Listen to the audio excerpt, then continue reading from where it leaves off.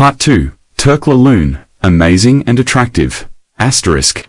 The plan worked flawlessly, and the Japanese were completely unprepared for the sudden and overwhelming assault.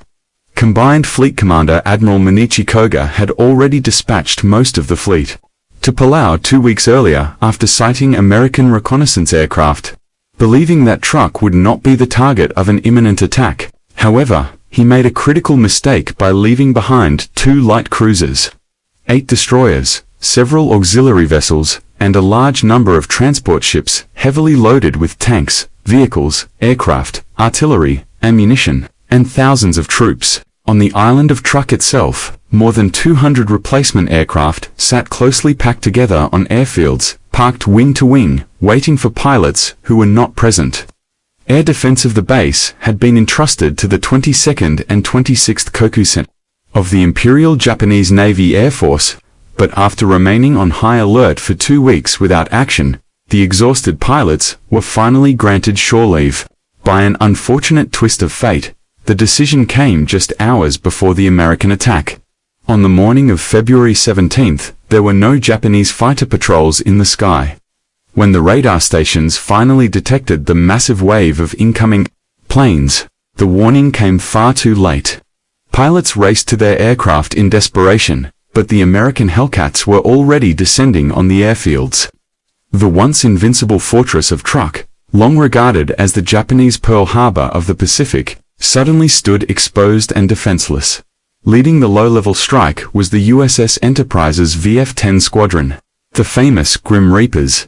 Among the first to dive into battle was Lieutenant Commander William Killer Kane, a man already well known for his daring combat record.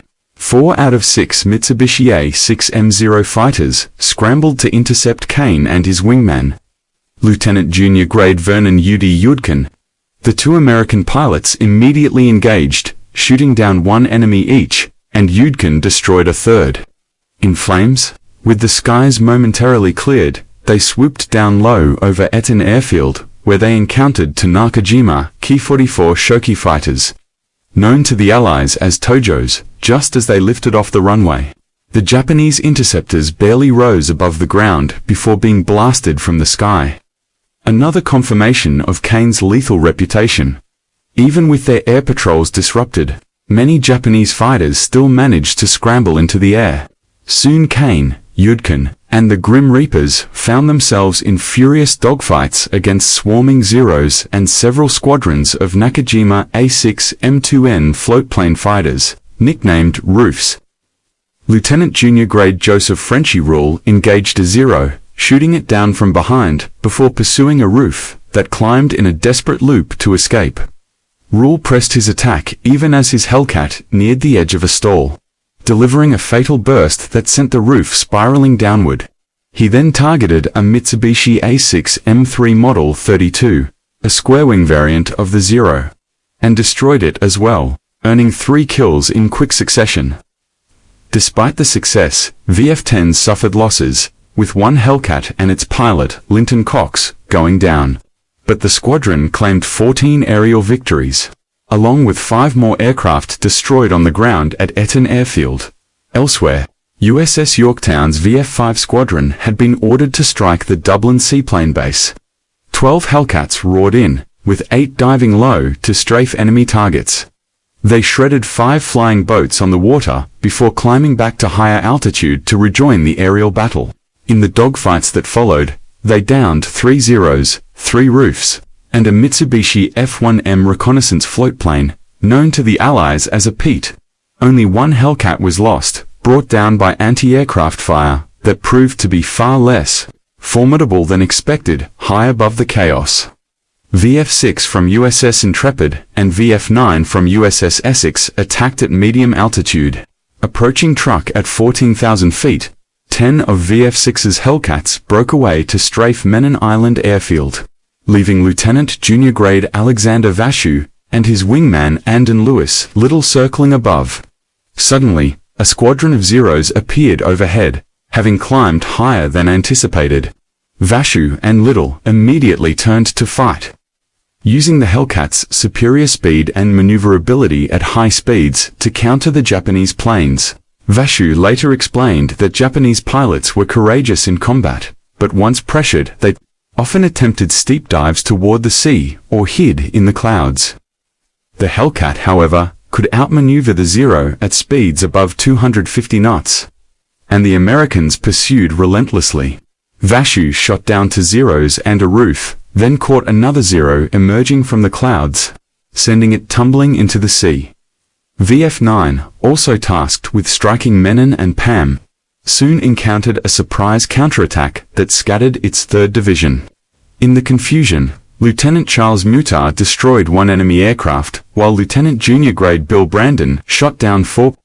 Their fellow pilot, Lieutenant Junior Grade Eugene Valencia, suddenly found himself pursued by at least 6 Zeros, diving from 14,000 feet and skimming just above the waves.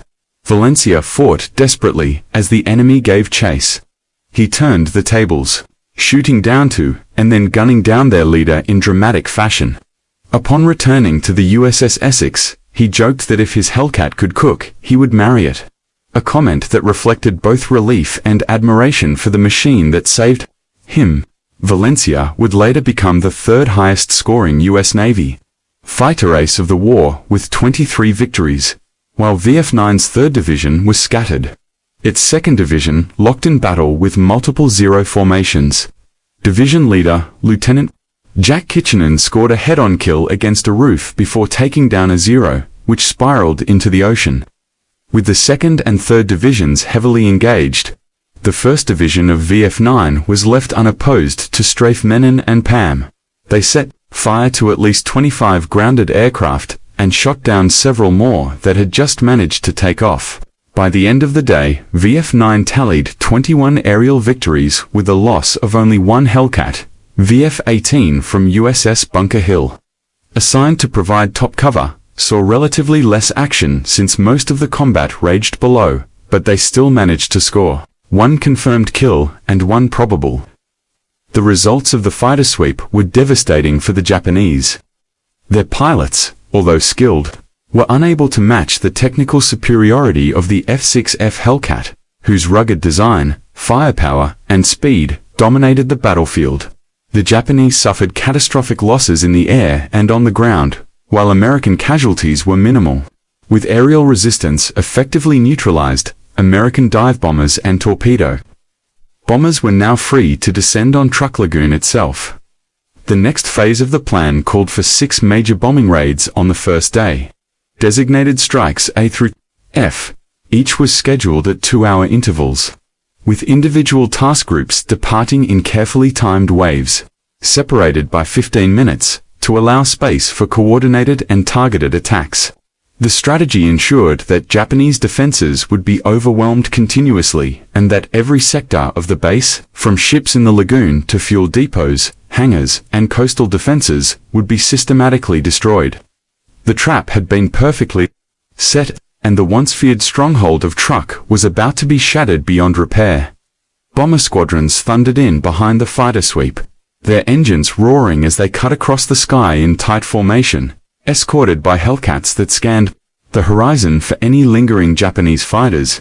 7 TBF Avengers from Air Group 10 swept through the corridor carved open by the earlier Hellcat attacks, their payloads of fragmentation bombs and incendiaries raining down upon Eaton Airfield. Explosions tore across the runway, sending flames through hangars and destroying aircraft that had been hastily parked wing to wing. The Avengers strafed the survivors with their machine guns, cutting down any remaining planes on the ground. Some Zeros that had escaped the initial slaughter were still airborne, desperate to protect their base. Lieutenant Junior Grade Walter Harmon pulled up from his strafing run and spotted one such Zero below. Diving with precision, he fired a short, brutal burst that sent the fighter spiraling into the sea. His fellow escorts added to the tally, downing 5 more Japanese aircraft. Only minutes later, Air Group 6 swept in over the Menon seaplane base, releasing bombs that shook the lagoon and setting the facility ablaze, while their fighters pounced on 3 more enemy planes attempting to lift into the air. The sky was filled with smoke and fire as the second stage of destruction began. The rest of the bombers' dauntless dive bombers, SB-2C Helldivers, and more Avengers banked toward the lagoon where ships lay clustered like sitting ducks. Plumes of water and fire erupted as 1,000-pound bombs smashed into the anchored vessels. The tanker Hokku Maru was among the first to vanish beneath the waves, engulfed in flames as Lieutenant Commander James Ramage led his group through a perfectly executed run. The Dauntlesses followed with deadly accuracy, plunging down on the 19,200-ton converted whaling ship Tonan Maru No. 32. Heavy bombs tore into her hull, and within moments the giant vessel began to sink stern-first, dragging men and machinery into the depths. Around 8:30 a.m., the Avenger of Lieutenant James E. Bridges found its mark on the Aikoku Maru. The torpedo exploded against the forward hold, which was packed with hundreds of mines, bombs, and ammunition magazines. The detonation unleashed an apocalyptic blast that obliterated the front section of the ship. The bow simply ceased to exist, replaced by a towering fireball and a cloud of debris raining across the lagoon. The shockwave ripped a crater in the seabed and shredded the rest of the vessel. More than 700 troops quartered in the forward section were killed instantly, along with nearly the entire crew. Out of 946 souls on board, only one survived. The Avenger and its crew perished in the explosion they had unleashed, consumed in the destruction of their target. When the first wave of bombing subsided, a second struck an hour and 15 minutes later, and then another, each wave hammering Truk with unrelenting precision. The Japanese ships that remained afloat began to flee in desperation, their prows turning north toward escape. The light cruiser Katori, the auxiliary cruiser Aikoku Maru, the destroyers Makazi and Nowaki, and the minesweeper Tonan Maru 15 all tried to break out through the northern pass of the lagoon, but the American aircraft hunted them relentlessly. Avengers loosed torpedoes into the side of the cruiser and destroyers, tearing holes that sent men scrambling for their lives. Bombers screamed down upon Aikoku Maru, setting off violent explosions that forced her crew to abandon ship and transfer to the limping cruiser beside her. Yet, even as the skies rained fire, the final judgment would come not from above, but from the sea. Vice Admiral Spruance, hearing of the attempted escape, halted the aerial assault and took personal command of a surface group. Critics on his staff called it reckless, but Spruance hungered for direct engagement. Leading USS New Jersey, accompanied by USS Iowa, the heavy cruisers New Orleans and Minneapolis, and 4 destroyers, he swung the fleet around the atoll, battering Japanese shore defenses along the way. The giant battleships opened their main batteries as they bore down on the fleeing enemy. Iowa's guns roared, finishing the crippled Katori in a storm of steel. Makazi fought desperately, firing torpedoes that nearly struck New Jersey. Only the warning from an American aircraft allowed the great battleship to swerve aside in time. Spruance later remarked that a torpedo strike would have been an embarrassment he would never live down. The destroyer's fate was sealed when New Orleans and Minneapolis tore into her hull, breaking her apart. For the first and only time in the war, both Iowa and New Jersey fired their massive guns in combat against enemy ships, their shells sending fountains of water and fire skyward. The minesweeper, Tonan Maru 15 fought to the bitter end against USS Burns, her crew manning their guns even as the ship sank beneath them. Only the vessel Milwaukee slipped away, pursued at long range by Iowa and New Jersey. They fired salvo after salvo, including one from an astonishing 22 miles. One of the longest shots of the war, but still she escaped into the horizon. Even smaller craft attempted to flee.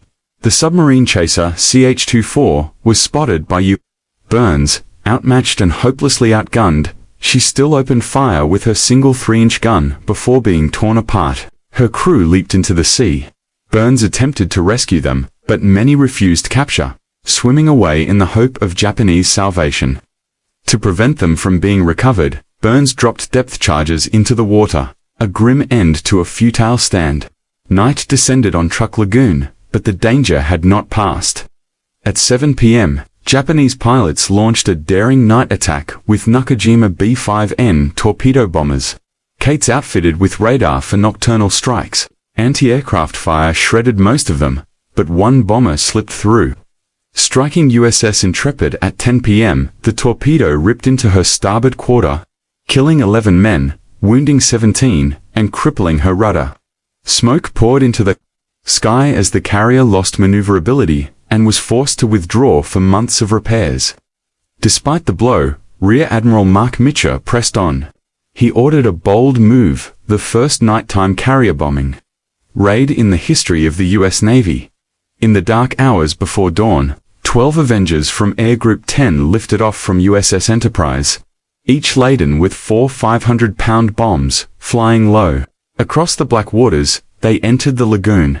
A red flare arced up from Moan Island, alerting anti-aircraft gunners who filled the night sky with streams of fire.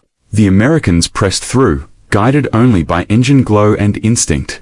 Several Avengers were hit and one fell, but the raid succeeded, sinking 8 ships and damaging 5 more. At first light on February 18th, the Americans struck again. Hellcats swept the airfields on Eton, Moan, and Pam, strafing anything that still burned or moved. Lieutenant Junior Grade George Blair's Hellcat took a hit from flak, and he was forced to ditch in the lagoon, where his squadron circled above to shield him from a Japanese destroyer that tried to close in. Relentless strafing runs from his comrades drove the warship away, and with fuel nearly gone, a Kingfisher floatplane from USS Baltimore skimmed across the waves, scooping Blair to safety. The little plane limped back with barely a pint of fuel left in its tank. The final blow came when Mitcher released Dauntlesses and Avengers against the oil tanks of Dublin Island. He had delayed striking them earlier, fearing the black smoke would obscure his bombers. But now, with the battle nearly over, their destruction marked the end. Towers of fire and smoke rose into the sky as the lagoon burned. By the evening of February 18th, Truk was shattered. 10 Japanese warships and 31 merchant vessels lay beneath the water. Some 270 aircraft had been destroyed, along with 17,000 tons of precious fuel. The Americans had lost just 25 planes, with only USS Intrepid heavily damaged. It was a crushing blow.